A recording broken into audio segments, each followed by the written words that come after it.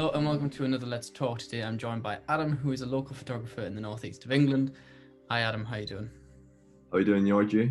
Yeah, I'm not too bad, thanks. So do you want to tell us a little bit about yourself, who you are, what you do and where you're from? So my name's Adam Johnson. I'm 24-year-old. I'm from Seaham, County Durham.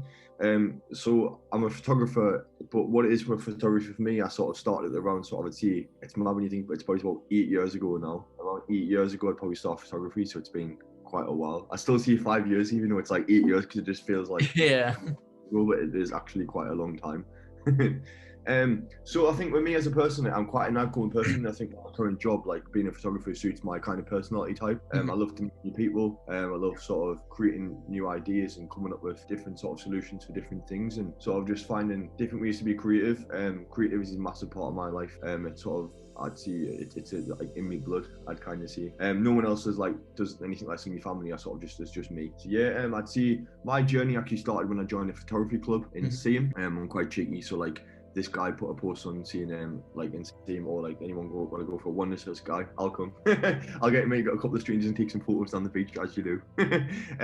So yeah, I've done that, and then that like I was on for like sort of 2 years, and I started doing a lot more landscapes. I think most people will probably start out by like a cheaper camera. I'd bought a cheap camera off a friend that was selling his. And then I went and took some landscapes and stuff, and then I think that's a great way to start if you want to learn photography. Like start with landscapes, because there's no pressure and stuff, and you can like, it's a nice way to get outside, and it's a good way to deal with your mental health. And that helps me when I'm going through dark times, is like getting out with my camera and just putting my earphones in and just going for like a couple of hours out by myself and just sort of enjoying, like, where I live in Seaham, I don't know if you've been to Seaham before, GM, but there's like the Black Beach, and there's like 5-6 different beaches. And it's absolutely like such a beautiful place to like just go for a walk. And I'm quite lucky to sort of have it on my doorstep, to be honest. Do you still do a lot of landscape photography, or? I'm quite guilty of not doing as much as I should, and maybe being a bit lazy, you know. But I think I'm definitely going to do a bit more the next sort of few days. I think I'm not going to go out tomorrow. I think I just got so focused on portraits that I became an obsession, and then I sort of faded away from doing like landscapes and stuff. And I just feel like my kind of audience isn't really like landscapey stuff. But I mean, sometimes you get too involved with the whole Instagram thing, and it takes over. It's like over your mindset and what you sort of do. Sometimes you just got to let go of that. I think you sort of do what you're enjoying. That's what makes you feel better, than you've got to do it. So how did you transition into doing more portrait photos? Well, there's a guy called Keith Fusco. He actually owns Fusco Limited, Fusco Studios in a place called in Merton near Dalton Park, if you know where Dalton Park is. He's actually owns a studio there, and I went to a creative night, like I said, just being a cheeky lad I am. I said, "Oh, come along," gave him 20 quid, and then sort of transitioned from there. And then I met a guy called Craig Devlin, from Newcastle, and he owns HD Studios, and him and Stuart probably like some of my quite good friends. I play like PlayStation quite a bit over lockdown. Now I've just gone meeting for a burger or something, have a bit of coffee, and he's just good crack. He's a bit older than me, but I'd see him as like a bit more of a mentor, and he does a lot of like, I speak to him quite a lot, and he gives a bit of critique and stuff. If I'm struggling with anything, I'll always like give him a shout. So yeah, I'd say I started going to, if someone's looking to start out doing portrait photography, I highly recommend looking for a high quality studio. Maybe going Facebook and search for some like local photography groups, and then we just put in there and see, or like, what studios would you recommend? Is there any creative, especially when lockdowns does actually get lifted? So what would happen is, like, you find a good model usually charges a bit of money. This is my actual explanation of things. So I find if you see, like, if you're just starting out as a model, right, always better to pay someone. I know it's hard to see because you're just trying to get money off people, but it's not the case. It's like, it's always better to pay someone that's like already done all the experience, because if you're new and then you're with the new photographer, it's just going to take you longer and longer to get where you want to be. Whereas it's like, I find as if, like, imagine if you're in a queue and then you two out of the back, like if you pay someone that knows what they're doing, you can jump that queue and get straight to the front. You could already got good work, and then it looks like you're already ahead of the game where other models aren't. And I find that's like a way to get ahead of everything, I personally think, just by working with more experienced people. I mean, I think the best thing, what I actually like to do is I love to meet new photographers. So I've started working with a lad called recently. He's quite a cool lad. He does a lot of fitness stuff. He does a lot of stuff for like gyms from Geordie Shore, and I started like knowing about him a little bit. I used to know about Chris Greer quite a bit. We've got quite good friends. We went to leagues and stuff, and sort of, I don't know, I think you've got to see these people in the area not as competitors, but as a way to get better. Because, for instance, Chris wasn't the best at lighting, but he was really good at natural light, where I was like learning lighting, and I didn't really know much about natural light. So we spent about 5-6 months together, just kicking about with each other and just doing photos shoots together, and like I let him use my gear, and then he would organise a shoot, and I would do the same. And you've got to use these people as stepping stones to get where you want to be. Do you know what I mean? I think it's really important to like see these people as chances to get better, chances to meet new friends, because in this game, like you've got to like, if you don't love it, you're gonna go crazy because you'll spend hours and hours on your laptop, and if like you spend a lot of time alone, like a lot of people see the final image and think, oh, like that's cool, like that's a kind of cool job, but they don't see all the other stuff that goes behind, like all the hours editing, like the stress, like sometimes you spend 4 hours just looking through images, sorting the images up before you can even look at editing them, and then it's like, which one do I pick? And then it's like all these other little things that people don't realize what you actually do behind like the time. It's like the iceberg rule. Do you know what I mean? You only see like the 20% of the iceberg, and the rest is water. What do you use to edit your photos then after a photo shoot? I definitely use Lightroom quite a bit. So my process is definitely, I like to plug my hard drive into my computer, drag and drop all the images over while I tap and I'll go make a coffee, come back when obviously the images are there. I'll import them all into Lightroom, and then what I would do is I would like use the 5-star key, and I'll flick through the whole images, and at the end it'll see I've took like 1,000 images, roughly around sort of 60 to 700 to 1,000 images depending on what I've done. That would bring all the images up, and I would just go through the images, and I would like maybe press 6, that would maybe read the image so I knew which one I wanted, and that's basically how you build a catalogue and pick out sort of your favourite images. I think everyone has like a specific style and stuff. I'd still see like I'm still trying to find mine a little bit, but a lot of people see I've already found it, but it's very hard to like look at your own work. I still find that like on the image, and I still feel like every one of them's different because I do so many different kinds of shoots. I don't really think I'd stick to like one shoot, like, but I think through lockdown as well, I think what I've actually really enjoyed is like, if you see a flower and it grows through the pavement, that flower was like learned to evolve and grow in a different way. And I feel like that's kind of how my photography's been the past couple of months, because prior, like I see last 3 months of last year, I think I was doing really well with like finding my flow. I was working with a brand called Bones Club. They actually own Northern Glory tattoos. Like, they're really, really cool people. Like I'd probably class them all as friends now.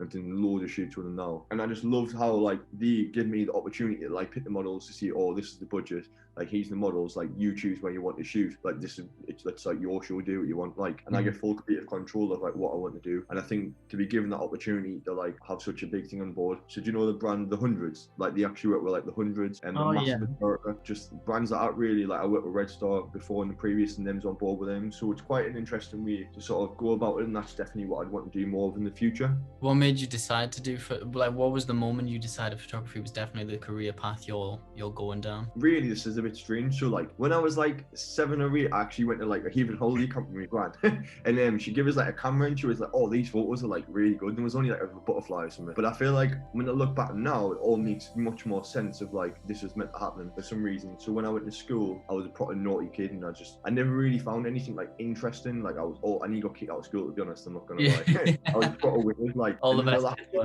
Yeah, and then the last year of like school, like I met this teacher called Mr. Blackman, and he really took to me, and like I think he understood us, and I think that's what I love about him as a person, because it's like every teacher I ever met, like it only takes that one teacher to like change a kid's life, and I think it's like that shows the importance of teaching.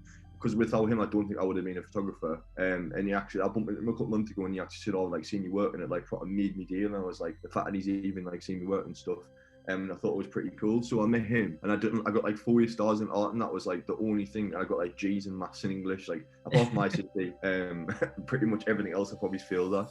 I actually went to college and then dropped out after 6 months. Then just done like loads of sales jobs, call center work, and then luckily, like me being the cheeky lad I am again, I actually messaged a photography studio in Southern called Scotsbock Photography, and they actually own the studio, but they would not rent the studio out because they just didn't rent the studio out. And then like a few weeks later, I actually got a phone call. I'd been out like on the booze with my mates, and I was a bit rough, and then I got a phone call, and she was like, do you want to meet for a coffee? And I was like, this is a bit mad, like. So I met them for a coffee, and then that was like, I've been with them for like 3 years now, and I've shot like 50, 60 weddings with them, and that was like learning the experience, like how to deal with customers. So that's usually working out like really hard in places like Newton Hall, Petit Chateau, which is usually like some of the nicest places in Northumberland. Oh god, that is so expensive. Yeah, I've been to a few weddings, and it's beautiful down there. Like, yeah, I'm really, really proud of like the work and stuff that I've done, and like the skills and the people I've met. Like, I was at Tesco actually a couple of months ago in Newcastle, like the middle of Newcastle, like somewhere in Newcastle I probably don't even go. It's like near like EE somewhere. It's in the Corball, and I bumped into like one of these grooms I shot, and he was like, "All right, Adam," and I was like, "Yeah, I'm sure I noticed him from somewhere." But you get that a lot, and it's like you meet all these people because you get to a wedding and you've got like maybe 100 to 200 people. You're also in this like flow state of trying to take these photos, and and then everyone remembers you, but you didn't remember them because you met that many people in like that year. And it's just so confusing. Like, Can you remember what your first wedding was like? first wedding was absolutely nerve-wracking. I do actually remember that. I think you just gotta like. I think with me, right, I'll take everything. I'll just give anything a go. Like, Yeah. you just gotta be like. I'm quite a confident person, let's see. But I feel like because I think I'm quite good with talking to people. I love to talk to people, and I'm quite bubbly. I love to just get on and have a crack with people. And I think even if like my photos weren't that good at the time, I think I was always good at the customer service parts that always made up for it. But the photos weren't actually that bad, to be honest. And obviously, I think for the first couple of years, just do them for free anyway, because like that's how you get their experience. Yeah. And I think that's like what a lot of people need to take on from this at the moment is like, I figured out that you get one paid job. Sometimes you've got to do 5 free jobs. So like, I worked with a guy called Mikey Steele from Sunderland, because I did a lot of CrossFit like myself personally. And I went in the gym and I was talking to Mikey quite a bit. And I knew he was sponsored by a company called Fit Aid Europe.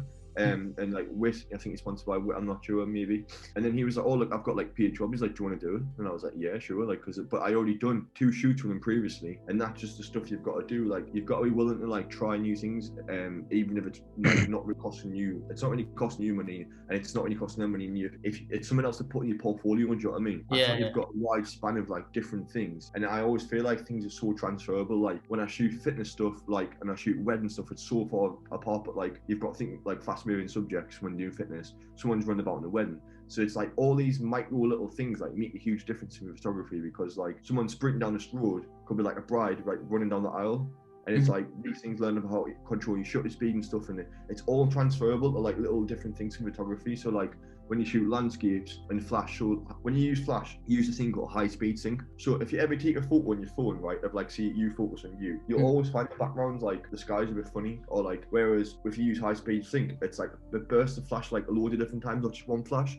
So you'll get the person exposed, and you'll get the sky in as well, and that's why you get them perfect photos with the sky and then the model. By learning how to take a good landscape photo, you transfer that over to shooting the models, and then all of a sudden now you've got like a good portrait that's got a good landscape, and now you're like a landscape portrait photographer. And it's just all of these transferable things that I love about photography, that like no matter what you learn, you always learn like these little things. Like by doing macro photography, you could be really good at doing the detail stuff at a wedding, by doing like the earrings, like the purses, and like all the little trinket stuff. And I think it's really important that like you try all these different things, because I think that's what makes you a better photographer, by being someone universal to be able to do anything that someone asks you to do. Yeah.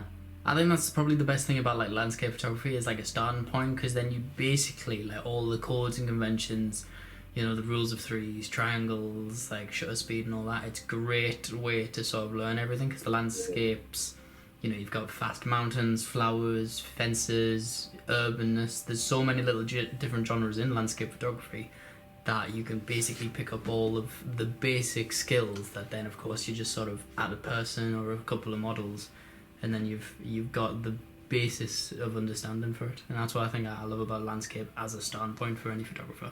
Yeah, 100% agree with that, mate. That's a really, really good start for anyone to like sort of get into photography. And that needing a deal, like, who doesn't like going for like a nice walk on the beach? And I think it's always good memories. And then, but like, what gets even better is when you start to print your work, and then you see the prints, and then it's like next level. And I haven't actually done anything in the house yet. I'm pretty bad for that, but I am actually thinking about getting like a nice photo book made of some of my best work. I did actually print loads of them off and put them on the side of my fridge, like in loads of magnets before. But yeah, I think it's a really, really good way to start. Also, the other thing I think for other photographers is like education. So I think it's really good to like find someone that you really like on Instagram and look for the works. Maybe like type in Newcastle photographer.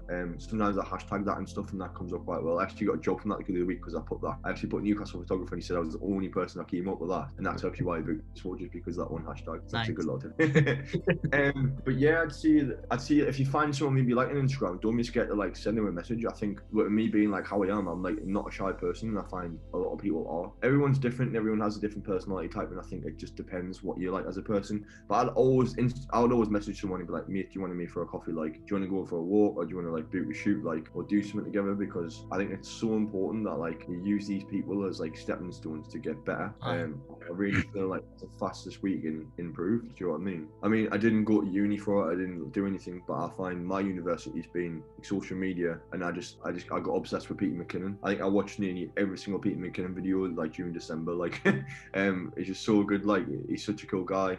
But you just got to spend the time on YouTube. I find in the early days, like I spent so much time on YouTube. Like there was days I wouldn't even go out the house. Like I would just literally run YouTube for all the indulgence. But I think the people I'd recommend on YouTube are a guy called Flern. He's really got to learn Photoshop and Lightroom. Danny Diamond's quite good for like portrait, street style editing. Peter McKinnon, as I said, and there's a couple more to be honest. But I mean, there's loads of really good content out there.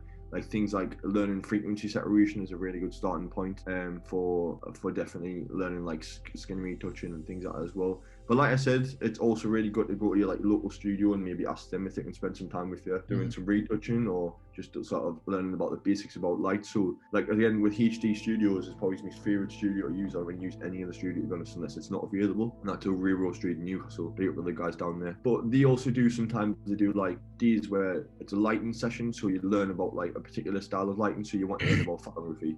So they put like a fashion photography day on. Maybe they provide like lunch. You might pay like 100 quid. There's 4 or 5 other photographers there, and you do some different lighting setups.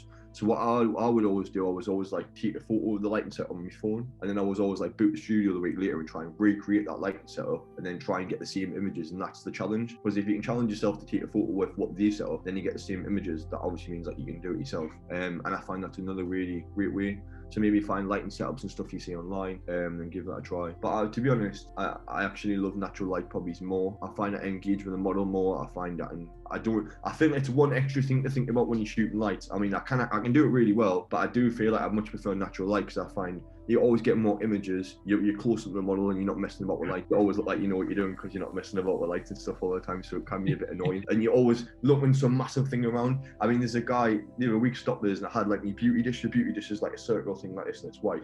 And he's a proper reg, I was at the catch point and he was like, hey mate, what's that? I was getting it's a UFO catcher and he was getting fucking stepping away in that.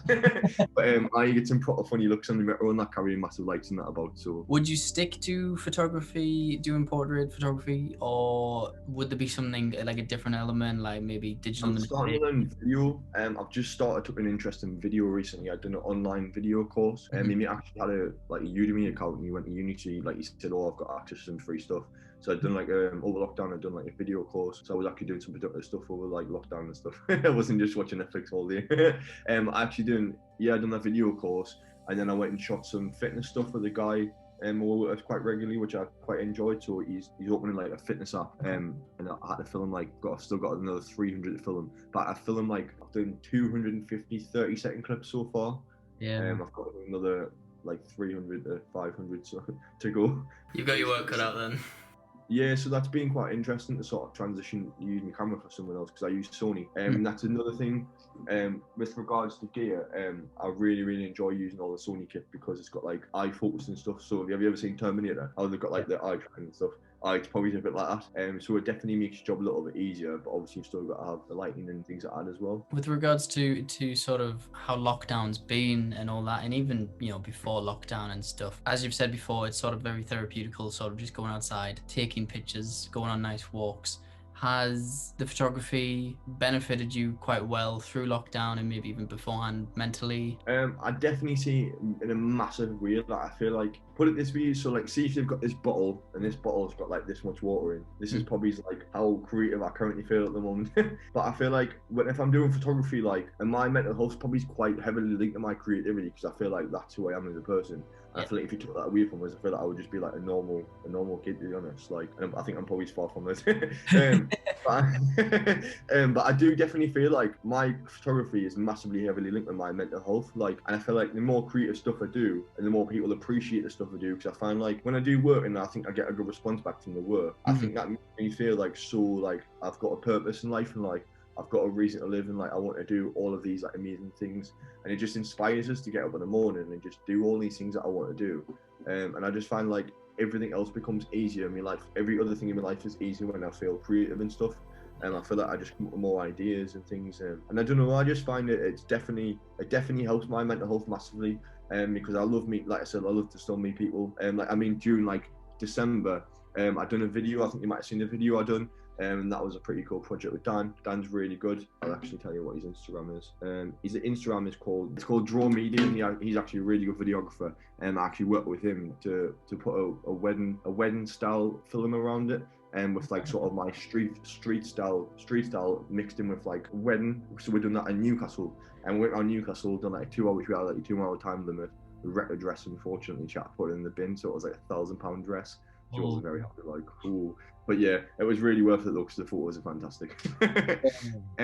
But yeah, I definitely see my mental health is definitely with me photography. When I'm not being creative, I find it's quite struggle to do other things. I find when I'm not doing that, I've been going on quite a lot of bike rides and stuff recently. I think that's definitely helped, like sort of trying to keep a little bit fitter and stuff when you're not working. I feel like in December, like when we found out that it was going to be another lockdown, like I found out I did actually have quite a lot of flow and I was talking to quite a lot of people. And then with having a baby and stuff as well, I think everything just flatlined and it sort of went out the window. So I'm quite interested to sort of see how things are going to be when like everything goes back to normal. Has work been like, has it been quite minimal with it being lockdown? Because technically you could sort of make a loophole and see. I haven't bothered, to be honest. And I think obviously we're having a baby, I've took the time to like have a break. It's been quite stressful and stuff as well. With regards to like work, I haven't even done anything, to be honest. I haven't done a thing. I've really been on my camera much neither, which I feel quite guilty for, because I need to sort of get back into it a bit more, because I feel like the time is coming soon where things are sort of going to get back to normal in a couple of months. So I'm quite interested to sort of see how things are. However, if you have noticed, I always actually report that people's spending habits are massively changing. So people are spending a lot more time on Instagram. I'm probably guilty of it for myself. So people need content for like to post on their Instagram. So, and I think that's what, as a photographer and videographer, you can benefit from massively, because at the minute, because these people need this content, because they know that people are spending much more time online. When things go back to normal, they might start shopping outside a bit more, whereas everyone's shopping online at the moment, and that's obviously where December and the previous months clothing companies were like really needing photographers and content, and that's kind of where I think me and a couple of other people took advantage of that. Do you get many good positive feedbacks from sort of the clients you work with and any brands or companies you do? Yeah, definitely. I find, to be honest, like I build these kind of relationships because I try to only work with a couple at a time, and I just try not to bite off too much, like as much as I can chew. And I find my aim really is like, it's all cool and well to see you're going to work with one brand, but like if that brand books you again, that's when I know I've done a good job. I mean, they might tell you you've done a good job because everyone might just say that, but when you know that brand's gonna like messaging you all that and buzzing with the photos, I'm gonna book you again. Like that's when you know you've done a good job, and they're probably gonna be like, you are gonna be their photographer. Because you'll look at like see a new brand, for instance, and ESRV is a really, really good fitness brand, and their photography style is like very, very specific. Like, and I think if someone tried to recreate that, I find the guy, whoever the photographer is, would struggle to like recreate that particular tone and vibe, because everyone's got a different vibe. Like I shot with a company called Red Star Clothing before, and Johnny Wilson was their photographer. He shot with like Anthony Joshua and stuff. Now he's quite a good photographer, but like they want to make it shoot quite grainy and stuff, whereas my style's not really like that grainy. Well, it wasn't at the time. It is a bit more now because it's a bit more gritty, because of just like doing different things. But I definitely see like every brand has a style, and I think it took us quite a long time to like recognize what them styles were, and that's something that just becomes with experience. But that also is down to the brand, because a lot of people are starting clothing brands these days, and you should be like, oh mate, he's 500 quid, like go and shoot this brand with us, and like they don't even know what the brand stands for themselves. They just want to make some money. So it's like it's picking them brands that like you actually know have an identity, and you can understand that identity. And I think that's a massive part of like being a good photographer, is understanding the identity of the people who you're working with, what they actually want, and what style of images, and what kind of like the outcome is going to be for them particular images, and where the image is going to go. So for instance, Bones Club, like I'll actually wear them kind of clothes anyway. I wear quite alternative clothing, and I actually got tattooed there before, so I actually knew Steph. So with work, like knowing the kind of people they are, I went from quite a street style look, and that's how pretty much I got published in a magazine with them as well. And that was quite cool to sort of be given that full creative control. So I think it's a lot to do with like spending the time talking to the client, and like maybe give them a call, or just try and make it personal. Like it doesn't have to be all like, oh, it's all about money, it's all about this, and I think it's about spending that time building that like personal relationship with the people behind the brand, because when you do that, you become a part of like, you are like an asset to them, like, and that's the most important thing. If you can become an asset to a company, like I think it's amazing like what can happen, because you're going to be the first person to call when something big comes up. Like definitely it's a massive part of it. So is there any sort of brands or model specific people you want to work with, or you've thought about working with, or tried? Not really, to be honest. I mean, I find like, it's probably brands I want to work with, but it's not really anyone like I'm really pushing for at the moment. I'm just trying to maintain the relationships I currently have. I think like I probably work with like only a couple at the moment. But the reason why is basically through lockdown, obviously you, as you know, you can't really go to a wedding. No. Which I thought was quite good because I was really worrying like, oh, I'm gonna have to get a normal job and stuff, which I actually did for a bit, and then I quit after a few weeks because I just couldn't have it because I just realized how much I need to be doing photography really. So people, I think photographers think, oh, like I only shoot weddings, and it's like if you're just a wedding photographer, like you're absolutely in the deep. Like I just didn't know what I would even see. But by using the time for other reasons and trying to spend that time thinking, how can like you still make money doing photography when you are a wedding photographer? But I spent quite a long time learning like how to make more money through photography, how to do different things. So maybe I went to a coffee shop and see him and offered to do free photos, like just for some coffee or something, and just like trying to still be active as a person.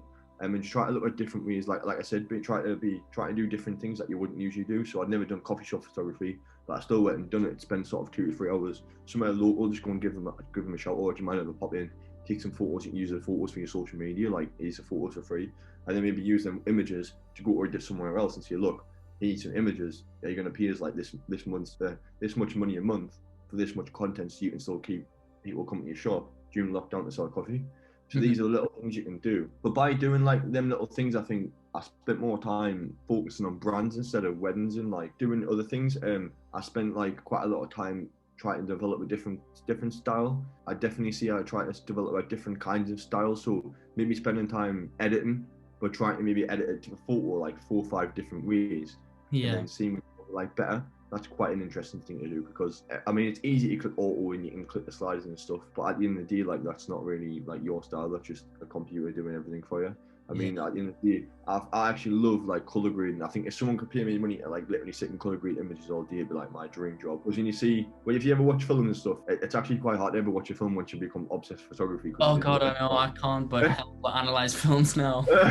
You like end up putting like black tape on like your telly, and it's like you've got the rule of thirds and that on your telly, and you got after your mind's just going bizarre, and you have to turn it off because you can't stop thinking about all like the crazy thing that's going on in the film. So you've got what's that? I'm trying to think. There's some really good. I can't remember what the film's called. For instance, Mad Max is quite a good film to watch.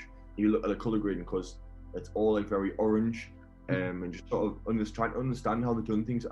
Trying to spend the time learning about color theory and how that kind of affects your images and different parts of the lighting and things, and it's definitely an interesting way to look at it. Yeah, it's what I'm trying to do recently. A lot with my videography is color grading. I am looking again like Lightroom, and I've got Photoshop on my computer, but I'm thinking of just getting Photoshop and Lightroom.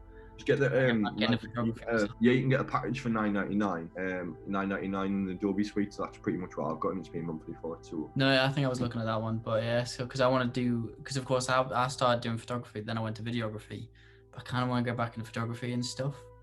Just I feel like I've advanced quite a lot in videography and I've almost like forgot everything to do with photography. So I've been looking in learning color grading and stuff. So it's interesting, but like God, it's hard.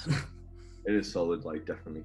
Sometimes you get frustrated because like there's been times where I've edited an image and I'm like, I can't really edit this anymore, but I feel like it's not enough. But then you're like, is that like just me being like the way I am at editing? Sometimes. There's a lot of times I'll go back to a photo shoot and I'm like, what on earth? Like, why have I not posted that photo? And there's sometimes where there's times where I'll actually post a photo. There's actually times where I'll post a photo, I'll like spend 5 minutes of it, and there's times where I'll spend like 3-4 hours on the image. And like, just because I need to post them on Instagram. And the one that I posted, like spent 5 minutes on, it's like, just went crazy compared to the one I spent like 4 hours on. And I'm sitting there absolutely raging, like, what's going on here? Like, because this happens too often.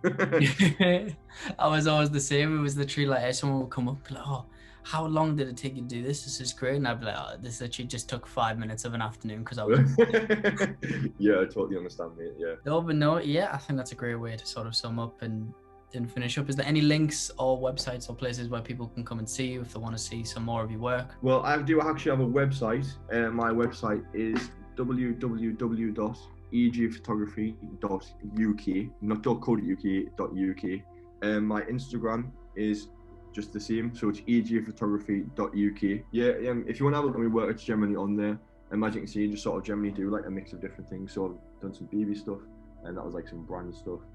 And that was like some bridal things, just loads of different stuff I generally get into. But yeah, if anyone wants to like just send us a message or they have any questions about photography or they want to get into it, just feel free to give us a shout and I'll help any sort of give you a hand or anything you need really. So there you go. If you want to see any more of Adam's work, give him a click in the links in the description. Thank you very much for watching and listening, and see you later.